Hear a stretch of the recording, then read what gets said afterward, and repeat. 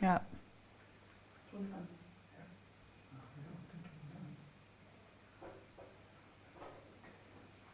Okay.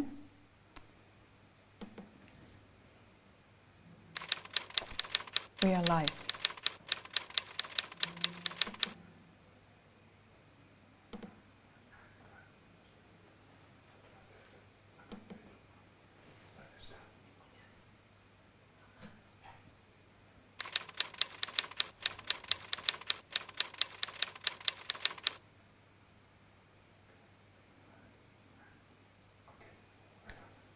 A very warm welcome to the 36th Documentary Film Festival in Munich at home.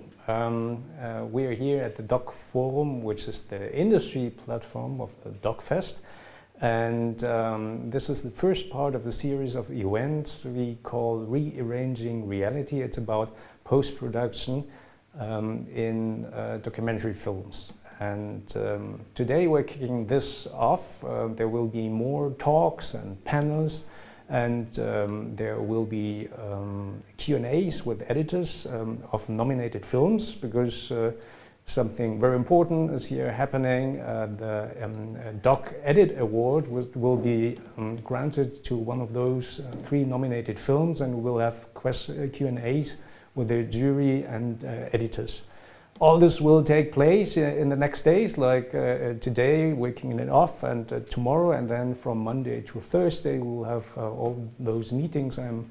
I hope you find a way to participate and be part of it, because I think this is a very important part, and shifting our focus on this part of documentary filmmaking is a wonderful and important thing. So today I'm really happy to have some of the guys on board who made this possible. We are partnering with Adobe to make this possible, and today we have some special guests, and those are Patrick Palmer, and he's Principal Product Manager. I'm reading it to not make any mistakes. Victoria Nies, and she is Product Manager for Motion Graphics and Visual Effects, and also Anton Knoblach, and he is Product Marketing Manager Video for Central Europe. So Adobe heavyweights here in the panel, and those are of course fancy job titles, but I would be interested what's behind it, and what's your background in filmmaking. Probably Patrick, would you start to introduce yourself? Sure, thanks, and thanks for having us. It's great to be part of this festival. What is the fancy job title all about? Well, generally speaking, product management has so many different meanings today. At Adobe, and specifically for the video products, it is a somewhat old-fashioned meaning to the name. We're really responsible for making sure that the product does what it's supposed to be doing. We're also responsible for making sure that we keep up with industry trends, that we make sure that the product is serving the needs of the audiences that we're working for. And at the end of the day, unfortunately, also a big part of it is to say no to things that just don't fit the broader agenda of the product. Victoria is nodding, because that's actually the hard part. Sometimes we have to say no to great ideas, but if it's basically not serving a wider audience, then we have to make sure that we also don't actually make the product what easily can be referred to as bloatware. If you overdo it, if you put too many buttons in, it becomes harder to use. So our job is largely a balancing act, I would say, from that perspective. I'm not a filmmaker, but that's actually a great opportunity for me to hand it over to Victoria, because she's certainly having better background for this conversation and is the actual star of the conversation, therefore. Thanks, Patrick. And thanks for having us here today. This is really great to be a part of this. As Patrick said, I actually do have a background in documentary. I've been at Adobe for 5.5 years now, but before that, I was a motion designer primarily for long-form factual things like PBS Frontline. Lots of mostly hard news kind of documentaries, so I've seen a lot of that side of the industry. And that's something that I keep in the back of my mind as we think about building features and as we decide who we're building them for and what they need. So that's a big part of product management too. It's what do users need? We're sort of their advocate. We're your advocate inside of Adobe, and we need to balance that with engineering reality and the rest of the business. Anton, would you like to introduce yourself? Yeah, I think I'm left. So I'm a product marketing manager for video, specifically for the German-speaking market. So I'm kind of the bridge between people like Victoria and Patrick and the apps we are doing, and you all who are using these apps all day long. And it's a brilliant job because my job is to spend time with you and talk to you, because that's what we do and what you need from us to be successful every day.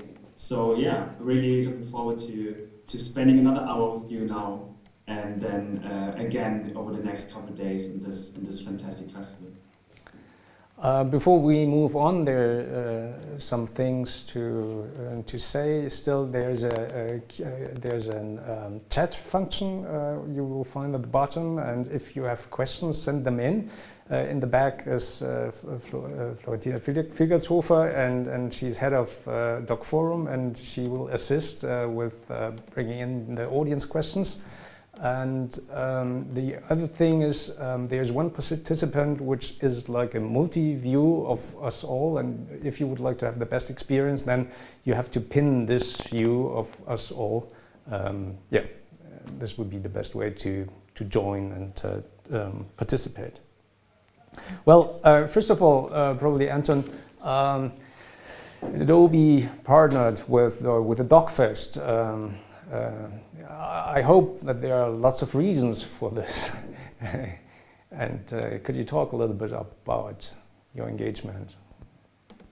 Yeah, there are indeed some reasons for that, and I believe that what I forgot to mention earlier was I do have another background in filmmaking, not especially documentary, but it's something I've been really interested in over the last couple of years. So I believe, and that's true, that editing really is one of the most important parts in making a film, making a movie, whatever it is, from a small thing on YouTube to a big cinema production. It's just a part where everything comes together, your story, the images you shot, the music you produce, later the effects you add, the graphics. So it's really the part where everything comes together to one story. And I think editors really do an amazing job, and we do everything we can to support them in their daily life. But they're not typically the person who gets on a stage and talks about a film. So we really wanted to create this stage, even if it's virtual, this time again, really create this stage to just celebrate good editing and celebrate people who are really brilliant in their job. And for us, just honestly to learn, to just see what's new, what productions are happening right now, how people adapt to working remotely, producing stuff remotely. So it's just a brilliant platform for us too, to just get in touch with everybody. And I think that's really some reasons we have. And now let's talk about the really important stuff, which is how people can work and use stuff to really make their stuff happen. When I started out as a small filmmaker, I knew about Adobe, but for me it was kind of this multi-billion big company far, far away, and Patrick was laughing. But yeah, it was not imaginable to get really in touch, and you started something which is called engineering hours, and talking to the user and getting feedback. Could you tell us something about the German part of Adobe, and yeah, probably Patrick, that would be a question for you. Yeah, interesting. I think what you're referring to, most people would phrase as the big faceless corporation syndrome, right? You think of that as being buildings, not people. Yeah, so that's pretty much true, right? Because you think of that being, stock at the New York Stock Exchange, and not necessarily indeed someone who you can get in touch with and talk about your needs. I always feel sad when that's the notion, because at least within our group, I'm not going to speak for all of Adobe, I will definitely speak for all of the video group. We're kind of the other way around. We love to be in touch with everyone who wants to get in touch with us and talk about the product, talk about the needs. It's the only way to make the product better. And that's not, that also usually when you say that, people are kind of afraid that might be lip service, but the reality of it, at least that Victoria and I live with the larger teams around us, is that we don't want to fly blind. We also don't want to assume that we're the geniuses who can actually make everything so well that you just need to look at the product and appreciate it as it is. With something like, companies such as Apple being so dominant in the way we perceive consumer product, there's this notion that something's dropping out of the sky and it will be brilliant. And you know what? With some of the products that they've introduced over the last 20 years, it's easy to see why you can have that idea. But a software product for professionals, such as After Effects, such as Premiere, and certainly, not in our group, but a closed sister product, Photoshop, same thing. If we're not looking at the way the product is being actually used, we're not going to make it better, because a large part of a product that's established like these three are, the reality of it is that you need to actually constantly look at what's changing around the product, and in our case, we're certainly going to talk about some of the things here. Production in the last 12 months has changed so dramatically because of remote environments. You got to respond to that, and the solutions for that are not dropping out of the sky. They always come from conversation. They always come from looking at how people are actually deploying the things we work on and how productive they can be with it. Germany team, you asked for that. Got carried away with a big faceless corporation. Germany team actually, at that point, I might actually switch to speaking German, but with respect to Victoria being A, up early, she's based out of Seattle, and B, not a German-speaking member of the crew. We'll stick with English, but I actually speak German, and I have been working based out of Munich ever since I joined Adobe. Reason for that, simply put, is we actually value having representation in the regions as a company, which means we have a pretty large development crew up in Hamburg. Most of the audio product is actually engineered based out of Hamburg. A good part of the cloud engine is actually produced based out of Hamburg, and then there's a part of the crew that works on Premiere, actually also in Hamburg. The only team in Victoria, come to think of it, that there's no footprint in Hamburg right now is After Effects. But that's not true. We have one QE. yeah, one. Okay. All right. Not sure that counts, but all right, we got one. So we also have a crew East Coast and West Coast in the US. We actually have a crew in Noida, and for what it's worth, these days worth mentioning. I feel pretty fortunate that we can do this in the environment we live in, because talking to our friends and colleagues based out of Noida, next to Delhi, if you're watching the news, things can be really grim right now. So I think we can consider ourselves lucky right now that we can still engage in this kind of conversation and look forward.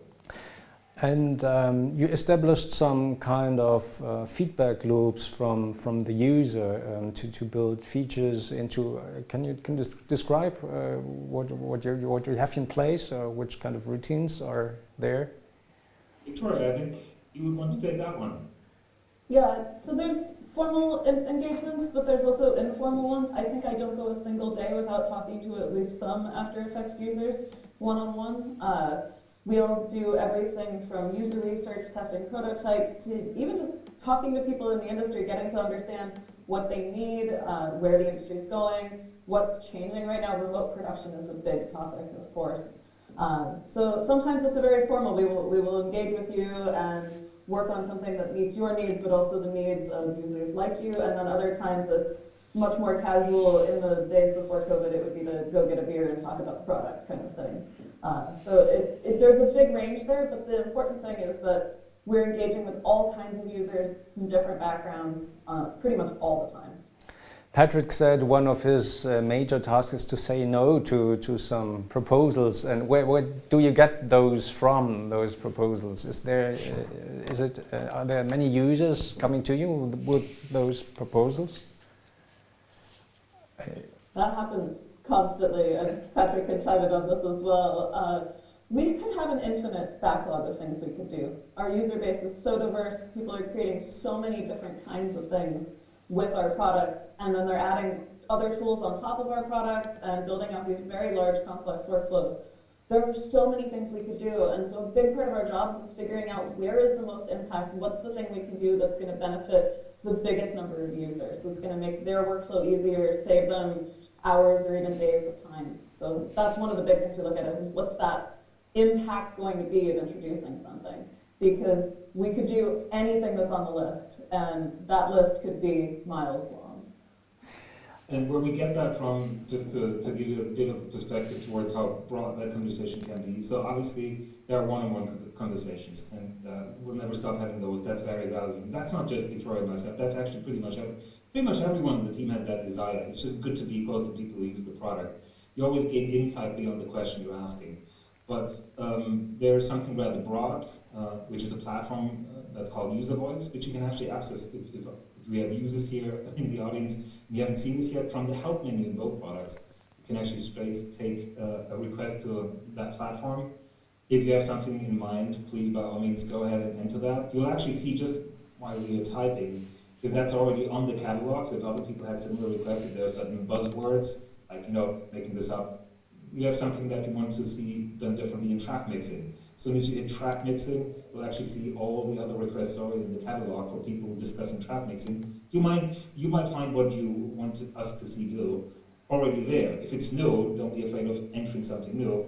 But once you're there, it's also kind of nice to give a +1 to the things already there that are related to your topic.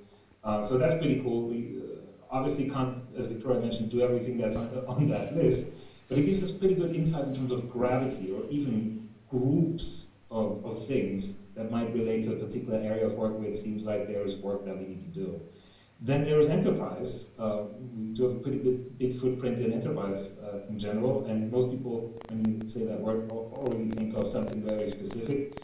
And even there, it's broad. Like, we have broadcast customers, really big ones, but you will also find really big brands being in that category of enterprise customers. And for those, we're usually trying to find different answers for what it's worth. Extensibility of the product.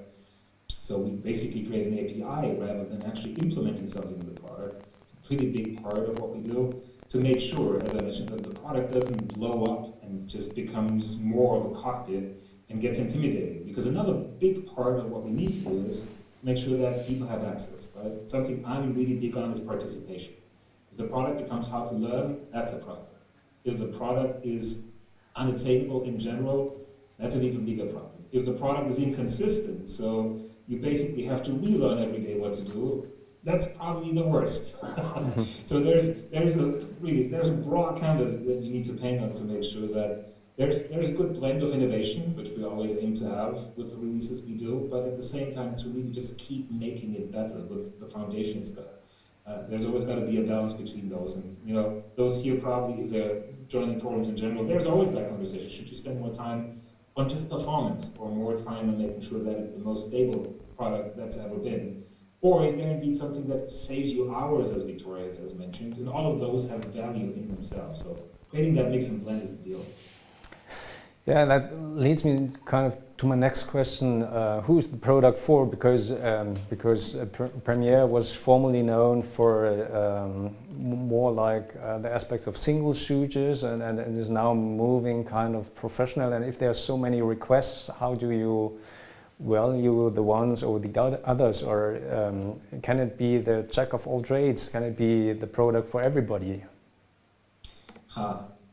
No, the answer is it cannot be for everyone.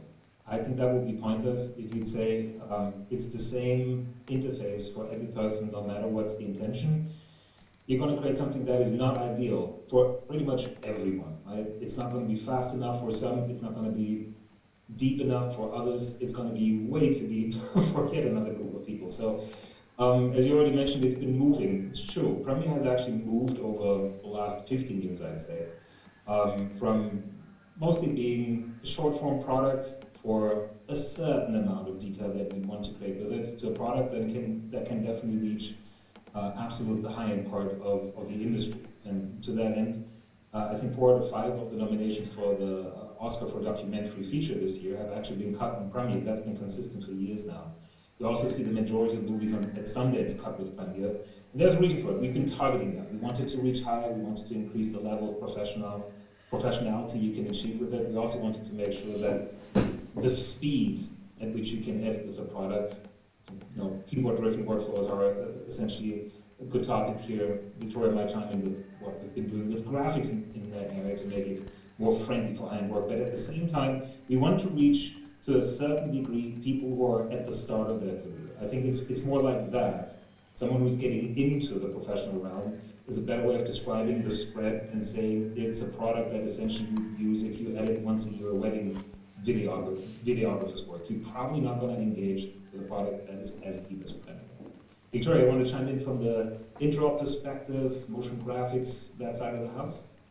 Sure, but you actually got me thinking about something else that I really love about Premiere, which is the team has built a model where there's a simple way of doing anything, but then when you're ready to go deeper, you can. And that's true for graphics, that's true for audio, that's true for color, and that's true for editorial. And I really like that model of you just need to put some text and a graphic, you just need some plain text on your video, you can click with the type tool and start typing. But then if you want to go deeper, you can get a motion graphics template, you can build something more elaborate, or you can go over to After Effects and then use either Dynamic Link or, again, motion graphics templates, MOGRTs for short, to bring things in without even having to render and to go to the full complexity of what you can do in After Effects. And so I really like that there's sort of that gradient inside the app, so you can engage and go deep where you need to, but you don't have to spend a ton of time on setup and on just getting things in place, because that part we can do for you.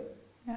And that's We have a question from the audience, and Randy, I will allow you to talk, so please feel free to just ask the question yourself. I hope we can hear you. Hi everybody, it's Randy from Munich. Hi, Ryan. I have a question. We work almost exclusively with Premiere, and I do a lot of sound work and Audition, both for our documentary films and also for podcasting and stuff like that. And there's one feature that I wish existed, and it's dynamic linking, going from Audition back to Premiere. So not just sending all the clips from Premiere to Audition, but being able to make a change in Audition that reflects in real time back in the timeline Premiere. So like if you get a change that comes in last minute, even though your sound, already in the sound mix, but somebody has changed something in the story, and you have to, then you might have to start from scratch. If you need to add in some scenes. Is it clear what I'm asking? Yeah, this is something which is working with Photoshop. Changes in Photoshop will be changes in the timeline within Premiere. Yeah, of course. Right, or with After Effects, that works. We use that all the time as well. And I just, for Audition, because we put a lot of effort into our sound mixes. This is something that would be like a game changer for our workflow. Brilliant. Generally speaking, there are kind of two different type of trends right now in terms of how to approach anything that requires more attention than the generalist edit is going to bring to the game. So, especially if you have multiple, I take you have multiple people on the team and someone is an audio specialist. So as soon as you enter that arena, things get more interesting, because there is a strong tendency these days to still have everything in one space, meaning that we're right now getting most requests to actually get more of the audition depth into Premiere itself versus improving the exchange between Premiere and Audition. So what you might see next, speaking of saying no to things, I'm not saying no to what you want to do, because I think it's brilliant, but it might end up, in terms of the actual user experience, being more like that the audio workflows in Premiere will actually pick up some of the depth that you'll find in Audition. Still possible that will improve the dynamic link between the two products. You're actually absolutely not the first person to ask, but if you were to look on UserVoice, you'd actually find that request. And we're investigating that route as well. Sometimes it's also possible to have two different approaches to the same issue, right? That's another thing that we always try to keep in mind, that between two different kind of groups, you will find different needs, even though at the surface it seems like everyone wants the same thing. So thanks for the request, absolutely appreciate it. And do click on that item on UserVoice if you get a chance. Also, as you So you can vote it up. We can have a beer after this COVID thing. That might be another nice thing to do. I would just like to add by saying I would love if Audition was directly in Premiere, so that you wouldn't ever have to leave. I mean, this would also solve that problem, and maybe unless you want to do specifically like podcasting where you don't need the video function, but having that functionality in Premiere would be great. We rarely do any audio, even like editing in Premiere, because it's more clunky with adjusting audio on the timeline than when you can go much deeper in Audition. So if there was a way that it would be like another page in Premiere that would be Audition, yeah, this would be super cool. Thank you very much. Thank you very much. Message received, and probably all of you can vote up this feature on the user voice list. So it probably will be reality. But speaking of features, is there anything especially useful for documentary editors? Because I think this is the broad audience now could be this kind of people. Victoria, we'll have to start. Yeah, there's so many things. The thing I most wish we had when I was working in documentary is motion graphics templates. They're a huge time saver when you have a lot of repetitive graphics, iterative graphics, things like lower thirds and titles where you're reusing the same design. And I have a lot of memories of, at the very last minute, the director of the film I worked on changing the design of the lower thirds and needing to render out 80 or 120 different versions of a graphic and having to change the font size on every single one of them. And the thing that you can do now with templates is instead of doing that 120 different times, you update the one template, hand the new version to the editor, and they can import that into Premiere and then replace every instance in the timeline without losing customized timing, customized text, customized settings. You can build that whole thing so that that one graphic gets replaced, and something that would take often an entire weekend back then of making changes, rendering them out, handing them off, cutting them in, you can just do that in a couple of minutes now. And that, to me, is a huge, huge game changer for, in particular, graphics workflows for documentary. So that's one of my favorites, and it's, I'm like jealous of the future of we have that now because I spent so much time. I would actually argue it's in the spirit of what Randy just asked for, right? There's this notion of locked edit, which is something that Michael, you and I have probably worked in a locked edit environment when we were a bit younger and had better hair. It's been a while. I remember the days, but it's been a while. A locked edit is something that, we should strike that from the vocabulary. It doesn't exist. We keep making changes until the last minute of whatever it is, whether it's feature film, documentary, or nuisance, whatever it is really, right? Whatever the subject, whatever the form, we keep making changes. And I think that's something where we're constantly adjusting towards how to actually make that possible without compromising the workflow in general. Sometimes it's actually a bad thing to allow to fiddle with everything at once. You might actually get yourself into the danger zone by doing so. Updating motion graphics, mass updating them with a change that's coming in the last minute. And I think we've heard some hilarious stories about, oh my God, the company just has been sold. Now the branding color is actually not aqua blue, it is actually now Ferrari red. Fantastic. Change all of the work that you've just done for your brand campaign. And you got 1,000 graphics in your project, and you're supposed to deliver in 3 hours. Oh, that's interesting. Those things are actually easily possible now. I would shy away from saying that you would want everything to be flexible, but as soon as you can lock it down and keep everything else still going, I think that's kind of the scenario that we all want to live in. That you take control. I think control is the word that I've been looking for while talking about this, that you're still in charge, right? It shouldn't feel like everything can blow up in smoke, because everything's still going, but as soon as you need to go in, you should have a really precision tool to do that, and not necessarily invent something in order to get that done, or indeed spend the weekend, which I think is the part that everybody on the call might be intimately familiar with. We all have been there. There's an echo. No, that's gone. There's one feature which is especially interesting to documentary filmmaking, which is speech to text, and this is something you announced last year or something, and I would like to know if it's available in German, and how does it work, because this seems to offer a lot of versatility instead of transcribing stuff and having this awful lot of work for putting it onto paper. Yeah, true that. So indeed, that's been available as a public beta, I think since October last year. We're mostly putting this through public beta. And by the way, if you're not aware of the beta program just yet, every Creative Cloud customer has access to the beta versions of the products. We refresh them pretty much daily, and it's one of the ways that we're making sure that the quality of the product constantly goes up. And if we do new things like speech to text, then we kind of harden it against real-world usage before putting it into the product. We have speech to text available by application still, for what it's worth, so you wouldn't find that particular feature, but pretty much everything else we're working on. Why is speech to text so different? Why do we keep it as long as we do in beta? Pretty much because we have two goals there. For one thing, the accuracy has to be really, really high. Those who have been using Grammy for a long time actually would remember that we once had something similar, something like 10 years ago. We actually had kind of the predecessor of the technology used today.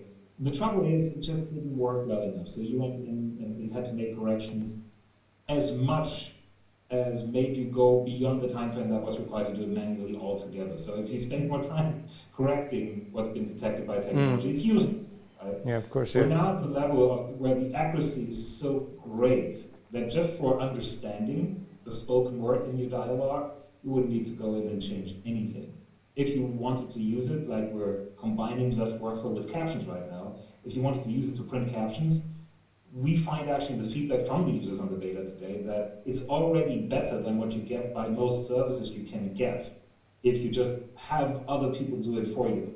And then, by the way, everyone who's been doing that, we all know that we still go in and sometimes tweak it a little and twist it a little and also make sure it flows nicely with the actual flow of the story. So there's still something that you want to pay attention to, but that's kind of the fine-tuning bits and pieces that are there. So we kept it for a long time in beta already to make sure that the quality goes up, but the second goal was to make sure it's not an American feature. as this is a DOK festival in Germany, worth mentioning, that we want to make sure that it's available in lots of languages. So we've been adding languages over the last couple of months. German, for what it's worth, is definitely available at this point for beta tests. I think the next thing you're going to ask is, so when is it going to be available? We're getting really close. We're getting close. As the feedback is fantastic, it's certainly useful enough as is. We'll keep making it better, but why is it so different compared to 10 years ago is also an interesting question. Because I've been a skeptic about this, quite frankly, as it didn't work for so long. The advent of artificial intelligence really has made the step change there. The fact that the algorithm is getting better just by feeding it more to work with, so the more we use it, the better it gets. That is something quite fantastic. We've seen that with other features in the last 2 to 3 years that really make a difference. Speaking of participation, if you can do something that otherwise would take weeks to learn in terms of skill set, Victoria probably throwing this to you for Rotobrush, it would be an interesting one. So give me another 10 seconds and I'll wrap up my part. The thing is, this is a quite exciting thing, speech to text. You can still apply. We can probably send a link. I'm sure, Hunter, you have that insight. But yeah, not to worry, it will be in the product in the not too distant future. But it won't be something which is taking place within my machine. It will be something which is sent out and computed there and coming back. And then there are concerns about confidentiality if some guys are talking about really hard stuff and so on. How do you work with these concerns? Mm-hmm. We're actually currently evaluating both, using the servers in the cloud as much as trying to do this locally, which is harder, but in some cases might be preferable. And we haven't actually made the final call on that. So, but as right now, if you were to test drive the beta, it is running in the cloud. We're obviously concerned with security. We've got to be. Right? I mean, generally speaking, I'm sure everyone who's working on anything that is seriously debating the state of the world we live in, you've got to be concerned about this. You've got to be concerned about keeping your data secure and for what is worth, protecting others' privacy. Right? That's a very important part of the puzzle. So yes, it is actually not saved anywhere. It's analyzed, the results coming back, but we even keep it short on the data that's required for what it's worth. If you have an hour worth of material and you want to get the transcript, well, for one thing, you never send a single pixel because it's not necessary. So the first thing really in anything that wants to be serious about security and privacy is to make sure you limit the amount of data you look at, so it only serves the task at hand. So for transcription, clearly we don't need the video. Plus, That also saves a lot of bandwidth, so it saves you money and it goes faster. Right? There's a lot of reasons why we wouldn't want anything but the audio. The audio itself is also, as I said, never stored. It is sent, processed, and then it doesn't stay any place. It is uniquely yours. As with every technology, there is always, in theory, an opportunity as soon as it's sent someplace that somebody's watching. So it's still really good to make sure that you're on secure connections. It's still really good to make sure that if there is the slightest concern that if anybody would see this, it would be a catastrophe, don't use that kind of feature. I would still be adamant about that. But for everybody else, we're working very hard to make it secure. We would have another question. I would just pitch that in, which also brings me to a question I had in mind. A second. Ursula is asking that after her last update to Premiere Pro 2021, the personal shortcuts were gone and it seemed to be impossible to import them. So she's sticking to a former version. Is it actually possible to import them? And then generally, why are there so many updates of Adobe Premiere Pro? Could you answer that maybe? Thank you. Absolutely. So as far as importing shortcuts,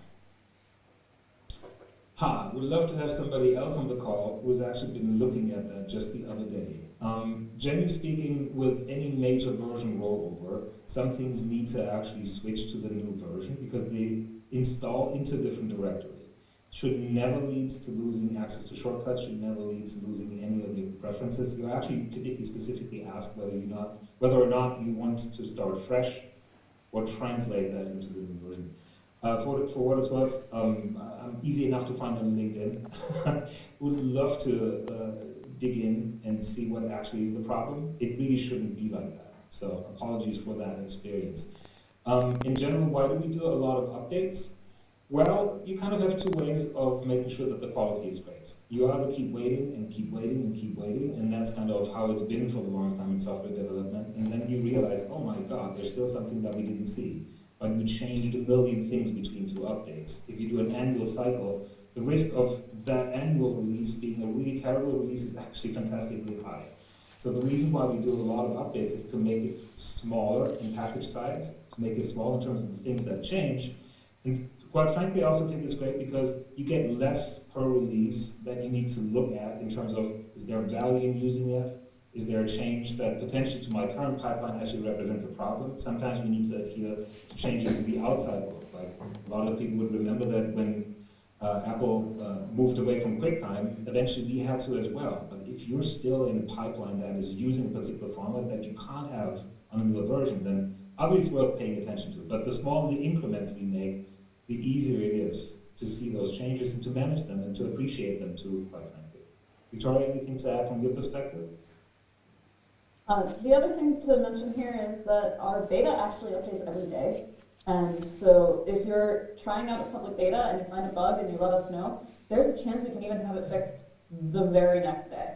And so that responsiveness, that ability to get something to you if you're blocked, I think that piece is really important too. And the monthly releases is more about doing that on a larger scale, but not everybody wants to update every single day, obviously. So we're not expecting everyone to want to do that. And we've also separated out the beta releases so you can have them sitting in parallel next to your release build. You can have both on your machine. The project files are compatible. You can move back and forth, try out a new feature, try out a fix if you run into a bug, and then you can go back to the release build to keep working.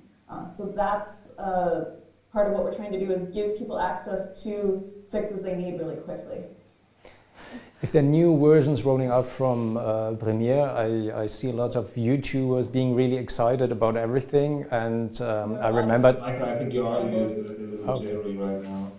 Okay. Well, then I will just pitch in and ask Ursula if your question was answered or if you have anything you want to. Unfortunately, it's the same with yours. You can't hear you properly. Okay. Let's have a short. Maybe. If not, I'm happy to just take the question coming in from Dietmar, who just asked if it's possible to use speech and text offline too without sending anything to the internet. I think Patrick You took this earlier when you said that's something to consider about this. Okay, du kriegst mich rein. Now there is value in having both options at the end of the day, right? But doing it locally obviously eliminates the security concern for one thing. And it also, depending on where you're at, speaking of documentary work, if you're somewhere really remote, but you still want to get that transcript to get going, then there's another big benefit in not having to deal with bandwidth and connectivity, just like apparently we're doing with the audio piece to this conversation right now. So yes, absolutely, point well taken. As I said, there are some technical challenges with that. It turns out this is one of the things easier to do in the cloud, for what it's worth. But doesn't mean we're not engaging in the conversation to see if we can make it a local experience. So I try again. Do you hear me now? No. Okay, so. You're mute. No, Er ist gemutet, ne? Er wird als gemutet angezeigt. very well. You're not that kind of person. That is Well, all.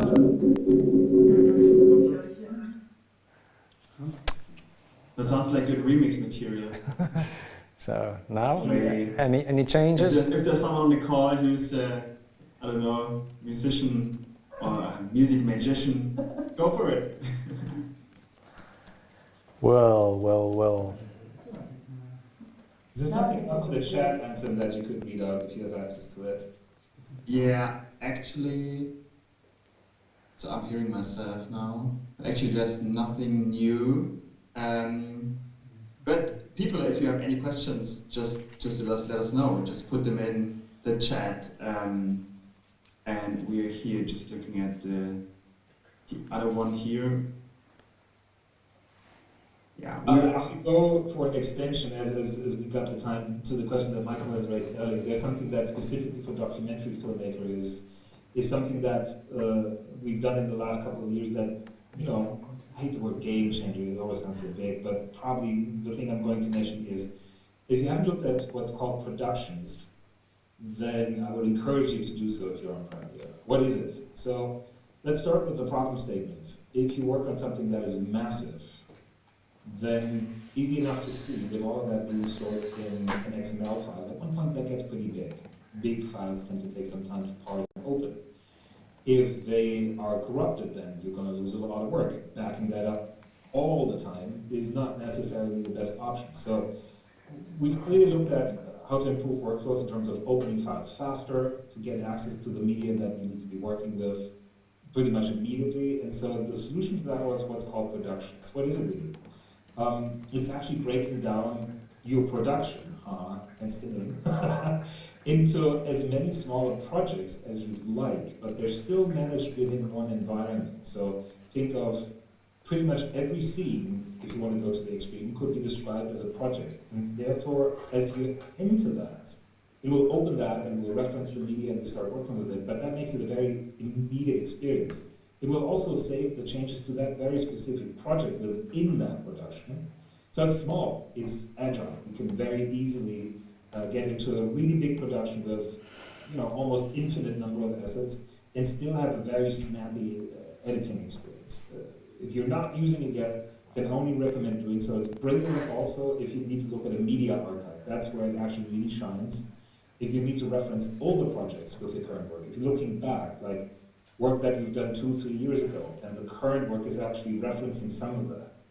No need to import any of that. You just need to reference that older project in your production. You can gain access to it and then kind of flip a couple of scenes, a couple of references from it, and put that into your new work. So it's a really, really great way of organizing work and gaining speed and efficiency, and for what is worth, safety. As soon as you have dozens, or if in doubt, if you go to immediate complexity, if you have 100 different smaller projects in one production, you can hardly go wrong with that. It will not break your work forever. So it's a good safety net, but also great for productivity. All right, let's give Michael another shot. So, do you hear me right now? Yeah. It's better. Excellent. Yeah, wonderful. We Thank you are very much. Back on track. Yeah, that's a good thing to talk about, this kind of collaboration and remote collaboration, because everybody needs it right now, and production seems to be a solution. I talked to Agatha, where she's editor of the nominated film Instruction for Survival, and she told me that after she made changes to her film, she had to render it out and send it to via WeTransfer or so to the director, get notes, written notes, and then coming back. And I thought, well, this sounds like 2010 or 5, but it doesn't sound like today. And what kind of is production the solution to this? And are there any more tools to help with this situation where editors don't necessarily live near their directors? Ah, cool. Great. That's, oh my God, that's the rest of the conversation easily, because we can talk about this for hours. Let's start with, productions are really built for teams that collaborate locally, or for individuals that need to compartmentalize work, right? In the documentary case, we usually see one person using productions, just, you working with yourself almost. Yeah. So it has really these two different kind of needs it's serving. The need to get to smaller pieces within your production pipeline, and indeed, as you're working on one thing, somebody else can work on another. This is where the collaboration comes into view. Now, doing this remotely, it certainly can be done with productions. We have a couple of customers who have been doing that pretty much the day COVID made people close offices. It's doable. It comes with a couple of caveats, because you need to really think a bit about where to place the media and how to make it accessible. Usually proxies are being used for that. So a lot of folks I know have actually put the proxies in the cloud, and all of the people working on the same project have been referencing the media in the cloud. And once you get to the final, not the log edit version, we know it's never final, the final _ really final version 13. Right, that thing that you're eventually going to present to the audience. I do exactly know what you're meaning. Right, in one place with high-res media locally. So there are some interesting ways, but it always feels a bit like a workaround, because it hasn't been designed with a cloud in mind. The two other ways of solving the problem are certainly to use what's called team projects. That's actually specifically designed to have multiple people as a team work on one production. That's already a cloud-based environment. So if you're in a scenario where that doesn't work for whatever reason, then that's already no longer really an option. For more and more people, it's interesting to see this throughout COVID. And Victoria and I had a chat about this the other day. It's kind of interesting how many people who said, we're never going to do anything with the cloud. And now there's this forcing function. Well, how do you collaborate across continents at times? For just one office in my home office in Munich, your home office in Munich, there's not much water in between. There's still at least the imaginary ocean in terms of, we can't work together. We have to find a way to get actually media to exchange and to have the project data to be shared. There's something about this scenario that makes us rethink what the cloud means and how to make it secure. I mean, that still stays on top of the conversation. But at the end of the day, there's a third thing, which we've seen, especially with enterprise, which is the VDI solution, right? The Virtualized Desktop. So you basically have neither media nor the product anywhere near you. All you have is an access point, which can be a pretty low-powered machine from, I don't know, the day you mentioned can be from 2005. Machine from 2005 with some sort of internet access can let you edit 4K, 4 streams of 4K if you'd like, with a ton of audio on top of it, with motion graphics and everything else, and it will run in real time because it's done having it back in the cloud. But that's very cost intense. I don't think that's the future, by the way. I think not for documentary filmmaking, if it's costly. It's crazy, right? Just the cost is very prohibitive for it. But it's interesting to see that also 2 to 3 years ago, that was really a niche. Right now, that part of the business where people do that, that's exploding. We have a couple of really high-end broadcast customers who basically have their entire studio system now basically centralized on virtual deployment. Fantastic that it exists, but I think the future will look a little different. It's more a combination of what I described between what we've got with the local productions and something that organizes that, orchestrates that in the cloud. And we keep investing in that. We got team projects as is. It has really beautiful management of versions. It has management of conflicts. If 2 people accidentally go into the same part of the project, it has a lot of what's required to make that work. But we've seen the limits of it through COVID, clearly. Right? There's lots more that we can do. For me, it still sounds kind of complicated, and when I think about documentary filmmaking, it's often like companies consisting of 1 or 2 persons doing 1 film a year, and also not having too much money to spend, and so I probably think we have for documentary filmmakers, we have to look for a obtainable solution which is easily accessible for somebody not in this big production environment you're naming. So we're looking forward to get some more possibilities for collaborations, and I think I think this is the future, because now it's like, well, it was normal, and there was a need of being together, and the new thing is not being together and having editors, abroad or somewhere else, and this will be the new normal, because it's not about being there, it's about working together. And so I think this is the most important trend after COVID.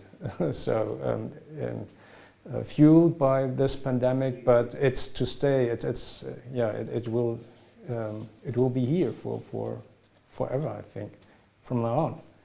And do you have some more in the pipeline for those smaller and more easily accessible collaborations? The work moving forward will actually not focus on helping those who already have the solution. As you mentioned, who can afford the costly version of the cloud-based production environment today. We can make that a little better, and I think we will. But the real opportunity is with exactly the scenarios you just described, where it needs to be both easy enough to use and accessible, and it needs to cover, yet again, the concern of, is this secure? Can I trust this environment that puts something between me, the work, and the other person I'm working with? Can I trust that system? Is that an environment that's worth using? And is it actually, at the end of the day, that's got to be our aim. Is it actually better? Is it safer than keeping the media local? That's got to be the story in the next couple of years. And I agree with you.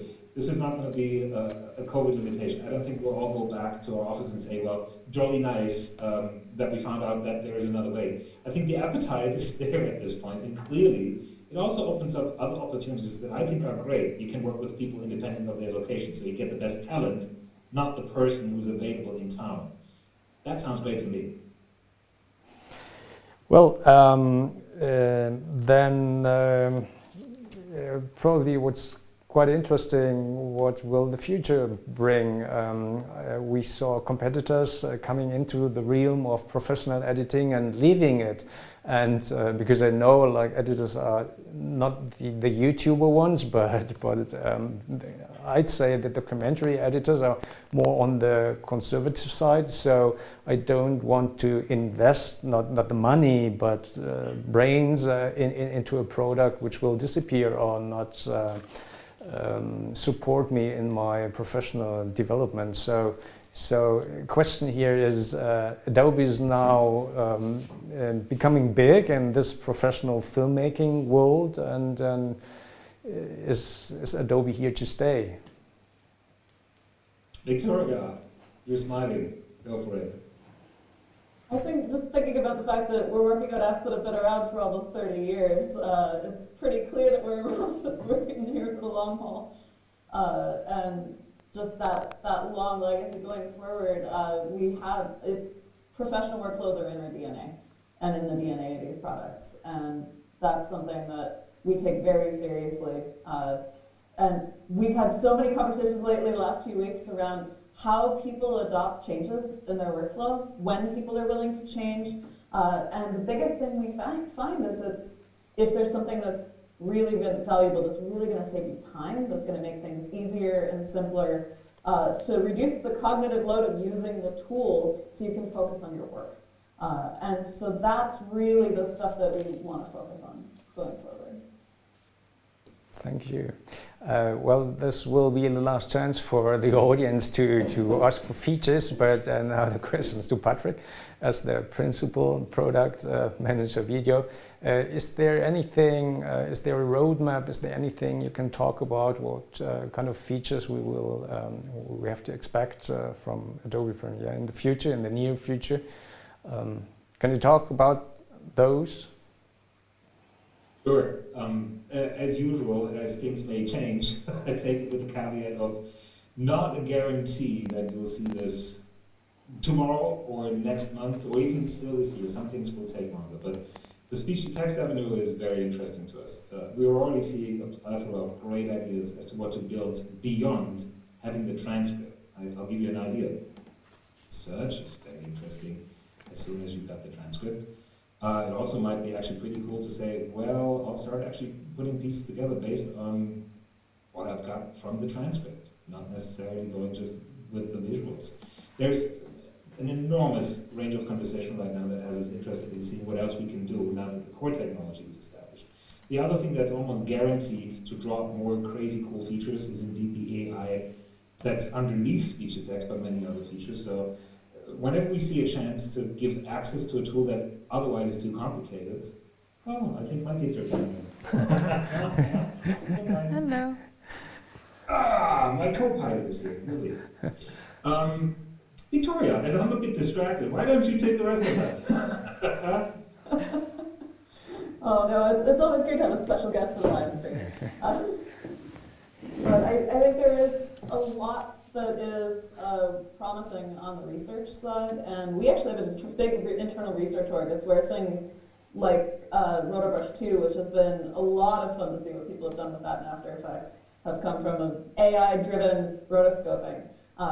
Making things that wouldn't even be possible as part of your workflow when you're on a tight deadline previously. If you had to do that frame by frame, it might be days or weeks of work. Making it a reality that, okay, I can cut this out of this video. That opens up new creative possibilities on what you can do with that footage. And I think we're going to see the knock-on effects of not just the AI tech itself, but what it enables.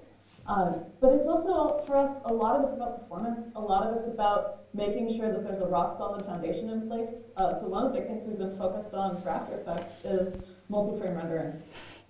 Really using the complete power of your machine in order to process your graphics. And that's something that's in public beta now. And so you can get a peek at where that's going. We've been really open about the roadmap there. We're doing a lot of engagement with users who are testing on thousands of different machines, giving us results. We're using that to tune what we're doing. So we're really hoping to have more of that kind of a model for development going forward, and the public beta gives us the ability to do that. So stay tuned to the beta. There's a lot of things coming in there. And Patrick, I think if you want to wrap up after that. I think one more thing that's pretty exciting is documentary filmmakers have a tendency to like the Mac better than Windows. We're definitely working full steam on getting the M1 platform to deliver on the promise of both excellent performance, but also crazy battery life. And for what it's worth, I've had the 13-inch now for a couple of weeks, and it is quite unbelievable how much you can push a product like Premiere on it. Public beta available once more. If you have a machine available and you want to test drive, I highly encourage you to do so. It is fascinating to see how speedy it is, but also that the battery just never wants to go down. That's something that I've been looking forward to for some time, that we finally get to machines that don't need power every 30 minutes, but you can actually be on the go and do something. Now, right now you might say we're all at home, but let's look forward to the day that we can all appreciate having a laptop with us someplace else but home and get some work done. It's quite fantastic. So expect a release for that for Premiere in the not too distant future, and indeed After Effects is working on a native M1 version as well. Performance gains, both sides. That's pretty exciting. So I'd say, knowing my fellow, well, I'm not a documentary editor, but knowing those and speaking to them, then the stability is the most highly valued thing, because if the machine crashes, that's pretty bad, and then it takes probably not hours, but it's really bad in the workflow. And if you're doing occasionally editing work, it doesn't mean so much. But if you're working with clients, if you're working with your director, this is something which is very important. And do you have a special system in place to make sure then when you roll out a new version, this is really... One really interesting system here is indeed to not give you dates. That's precisely why I'm not telling you we will have the M1 support on June 15th. We might be working towards a date, but committing to a date is a crime in modern software development, because you got basically 3 opportunities to change something. You can either get more people to work on something, or you can change the quality of that thing you're working on, or you change the date. Well, I cannot magically produce more people. I don't want to change the quality. It can't be lower as great. So the date has to be flexible. Right? That's precisely whenever people say, why don't you give us exactly the date for this or that, or why doesn't the roadmap publicly show a commitment to June, July, August? That's why. That's the biggest lever we've got to make sure that the quality is as good as it can be to release when it's actually ready. It's also the reason why we're going to public beta so openly. Companies like Adobe, speaking of we started with that, right? The big faceless corporation has a tendency to say, we're not going to tell you anything about what's coming next. We've been very open about what's coming next because I actually don't care if a competitor sees that. I only care about making it as good as we can. Oh, that's a wonderful statement. Yeah, thank you. I think we're like 1 hour in our session, and if there are the time went by really fast, I would say. I don't know if there are still questions from the audience. Please feel free to put them in the chat. I'm very sure we can still answer them. So later on or now, is it? There's. It's 6 now, so no. So we're closing it. So thank you so much for joining here. Thank you, Patrick, Victoria, and Anton, and thank you, the audience, for being part of this. And we will have tomorrow. We will have Jeppe Botskov. The name is difficult. He's editor on the President nominated film, and we will have a Q&A with him tomorrow. So please join. And next week we'll have Carla Gutierrez, Emmy nominated editor, with us, and a panel about truth in the images. In documentary film making, and other talks with editors. So I'm very much looking forward to see you again, and we keep in contact, Joe, Patrick, and Anton, and see you soon. Bye. Yeah, I also would like to say thank you to you all, and if you still want to chat, please feel free to meet us in the DOK bar right now for the opening of our DOK forum, the industry platform of DOK.fest. I just put the link to the spatial chat we're using for this meeting in the chat, so I'm looking forward to see you around there, like the panelists as well as the attendees. And have a very good afternoon or morning, day. Thank you Victoria. for joining us. Thank you. Thanks so much for being here. Bye. Thank you.